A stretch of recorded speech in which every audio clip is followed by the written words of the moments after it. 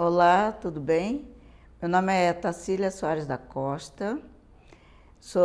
Nasci no município de Livramento, numa comunidade por nome Tatu, né? A família do meu pai, todos são de lá. Só que aos 2 anos de idade, nós mudamos dessa comunidade e fomos para a comunidade de onde era a família da minha mãe, que é no município de Santo Antônio. E lá nós ficamos até o falecimento da minha mãe, que ela faleceu jovem ainda, com 30 anos de idade. Eu era a filha mais velha, né?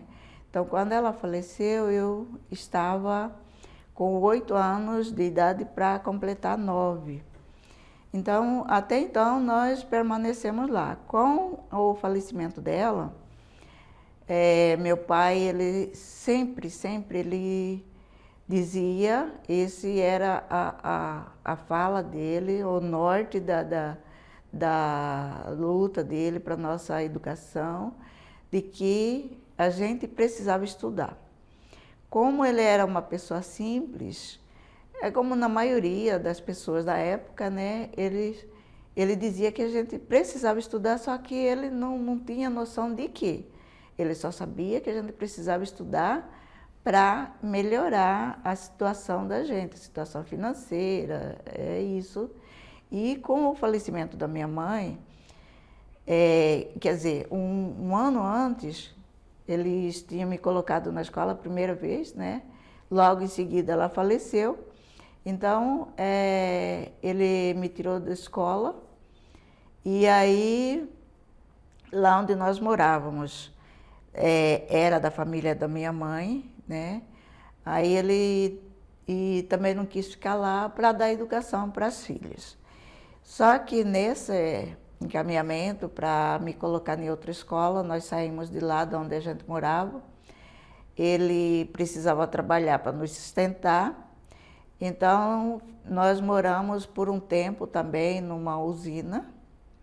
Lá perto de onde a gente morava, era o único lugar que tinha praticamente para as pessoas trabalharem. Então, ele também foi para lá, ficou lá por mais ou menos um ano. Aí, em seguida, nós mudamos para a cidade. Essa cidade que a família dele morava, que é aqui, lá em Várzea Grande, né?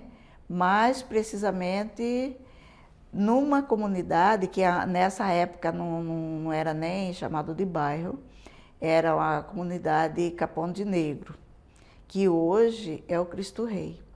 Então, lá que nós, que tinha várias irmãs dele que moravam lá, porque nessa época também as famílias todas eram grandes. Era 10, 15 filhos, 20. A família do meu pai ele tinha 15 irmãos, né? Entre irmã e irmão, era 15. E ele tinha 2 irmãs que moravam nessa comunidade Capão de Negro. E ela convidou ele, porque nós chegamos lá, ele tinha o terreno, mas ainda não tinha construção. Então ela convidou para que ele morasse lá conosco, enquanto construía lá no espaço onde era nosso para a gente morar. E lá ficamos mais ou menos também um ano, mas foi lá que a gente se afirmou. Fui para a escola, comecei a estudar lá e hoje também não tem mais essa escola, era a primeira escola que tinha o nome lá de Colônia União, né? Hoje mudou toda a documentação, mudou de espaço também essa escola, que hoje nós conhecemos como Escola Emanuel Pinheiro. E desde então nós vivemos lá no Cristo Rei, antigo Capão de Negro, né? Fui criada lá, com 22 anos também, eu como mais velha, ele faleceu. Então, a minha infância toda foi já no Capão de Negro, né? A minha criação toda foi lá. E aí a nossa vida de criança, eu falo a nossa vida porque não tem como eu separar a vida das minhas duas irmãs. Nós chegamos lá em 5, eu e as duas irmãs minhas, depois de mim, nós conseguimos nos salvar, só que as outras duas menores não conseguiram. A caçulinha, a bebezinha, faleceu uma semana depois da minha mãe. Então, quer dizer, foi antes da gente chegar em Várzea Grande. A outra já faleceu lá com... todo mundo ficou doente, nós ficamos doentes, e ela não resistiu. E acabou falecendo, né? Mas a nossa criação, com muita dificuldade, com o que acontece sempre com todas as... acontecia com todas as crianças negras, principalmente negra, mulher, foi muito difícil, mas conseguimos superar. Na questão do racismo, do preconceito, a vida inteira a gente passa por esse, digamos assim, por esse momento, que não é momento, é a vida inteira, a gente combate. E eu, desde muito jovem, comecei a militar no movimento negro, né? Antes, eu sofria, quando eu era menor, eu sofria, eu era perseguida e eu não sabia como me defender. Eu me defendia como podia, igual todas as crianças da minha época. Quem podia bater, batia, quem não podia bater, corria, né? Então, a nossa defesa era assim, ou a gente batia ou a gente corria e escapava do povo. Mas a questão do racismo, tem gente que diz que hoje não existe mais. Nossa, como que não existe? A todo momento a gente depara com situação de discriminação racial, de preconceito, né? O preconceito, resolvendo aquela situação, acaba. A discriminação não. Porque, como a gente sempre diz, olha, nós sofremos a discriminação racial por conta da cor da nossa pele e da textura do nosso cabelo. Nós nascemos assim, com o nosso cabelo crespo, com a nossa pele retinta, escura. Tem alguns que, devido à nossa mistura, né, que é muito grande, mistura de negros com branco, então a gente tem uns mais claros, outros mais com pele mais escura, que a gente diz a cor retinta, né, que tem a pele mais escura. E desde então, sempre o nosso sistema faz com que haja uma separação. Hoje é de forma diferente, mas continua. Quem tem a pele mais clara, aí é colocado para essas pessoas de que eles não são mais negros, mas que na realidade, quando precisa, eles são colocados como negros e diz, olha, você é negro, então, e o seu espaço não é aqui. Então isso é muito complicado, porque a gente sofre diariamente a questão do racismo, só que hoje a discussão é diferente.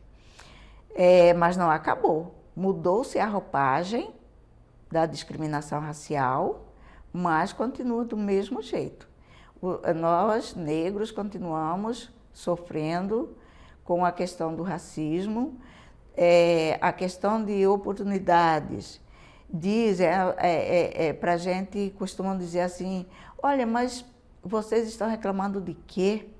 Se tudo é igual para todo mundo, a lei é igual para todo mundo. A lei é igual para todo mundo no papel. Na realidade, ao vivo e a cores é bem diferente. Então, há toda uma distinção.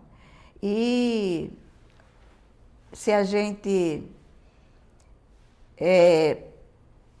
não tomar cuidado, às vezes a gente sofre a discriminação, e quando a gente faz um processo, faz uma reclamação, Se a gente não tiver firmeza naquilo que estamos falando, nós acabamos assumindo tudo aquilo. Que hoje tem a história do racismo reverso, que não existe isso. Não foi o negro que criou a discriminação racial, né? Então, não existe essa de racismo reverso. O negro, sempre que ele sofre a discriminação racial, ele foi vitimado, certo? Às vezes, quando a pessoa negra, ela não tem a base de como se defender, ela pode reforçar o discurso da discriminação racial, do preconceito, mas não é porque ela quer, é uma questão, às vezes, de defesa, porque ela não tem como se defender, então a única forma que ela tem é usando o próprio discurso discriminatório de um sistema que não foi criado por nós negros e que muitas das vezes tentam fazer a gente assumir tudo isso. Você foi discriminado porque você quis, você provocou. Você sofreu preconceito porque você quis, você provocou, né? Acabam querendo fazer com que a gente deixa de ser a pessoa que sofreu, que foi vitimado ou vitimada, para ser o seu próprio algoz, né? Então, a gente vive ainda hoje, infelizmente, de repente a gente está conversando, vem uma pessoa e pergunta, mas por que vocês ainda vivem tentando isso? Vocês, uma coisa que não existe mais, aí você vem remexendo tudo para recomeçar. Vocês mesmos que são culpados. É muito complicado a história do racismo. Vou falar aqui no Brasil, né? Aqui no Brasil o racismo, e não é uma questão que está assim, e a gente fala assim, está devagar por entre linhas, estão explícito aí, né? O que é o racismo, a gente sofre a discriminação racial assim, explicitamente. O preconceito, continuamos vivendo também. A diferença é que o preconceito, alguém está fora do perfil social, consertou, rumou, acabou. A discriminação racial, não. Porque, como eu disse, o negro nasceu preto, morre preto, não tem mudança. Então, as pessoas têm que aprender a nos respeitar do jeito que somos, as nossas diferenças.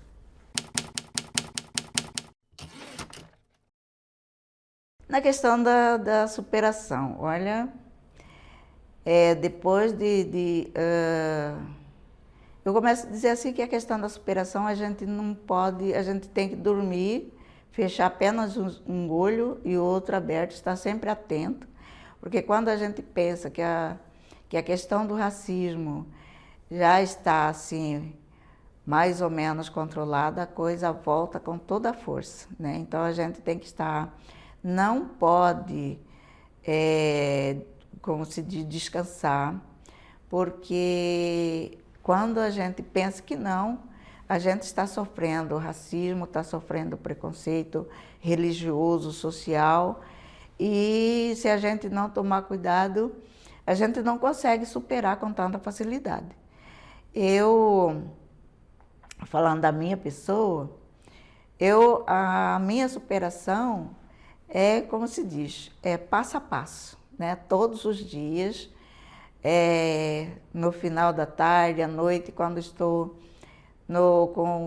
deitado lá na minha cama, com o meu travesseiro lá, muitas das vezes, o meu travesseiro é o meu conselheiro, né? Naquele momento, eu estou ali pensando, analisando e vendo uma maneira de como superar todo aquele desgaste emocional, muitas das vezes até físico, que eu sofri durante o dia, e aí para eu poder caminhar no outro dia, o que eu devo fazer.